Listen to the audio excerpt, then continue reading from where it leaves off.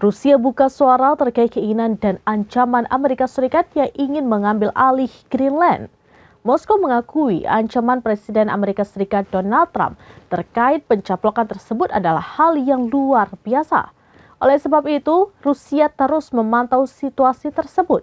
Hal itu disampaikan juru bicara Kremlin Dmitry Peskov pada Sabtu 17 Januari 2026.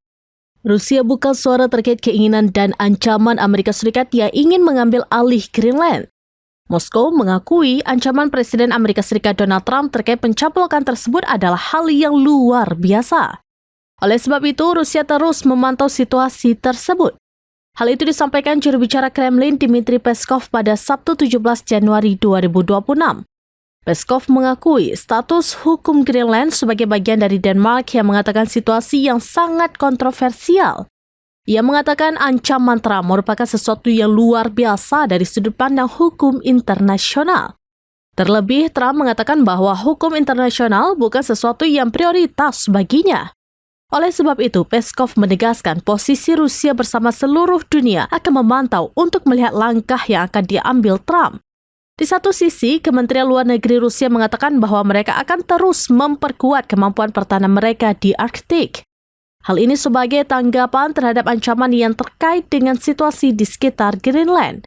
Terlebih, Amerika Serikat menuduh bahwa aktivitas Rusia dan China di sekitar Greenland sebagai alasan eskalasi yang tidak dapat diterima.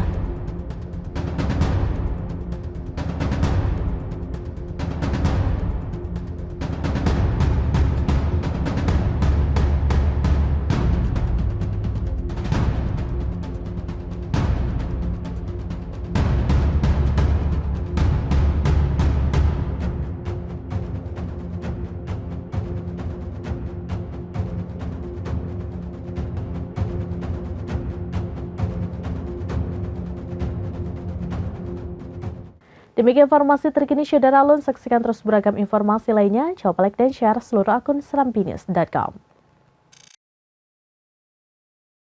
Download Tribun X sekarang, menghadirkan lokal menjadi Indonesia.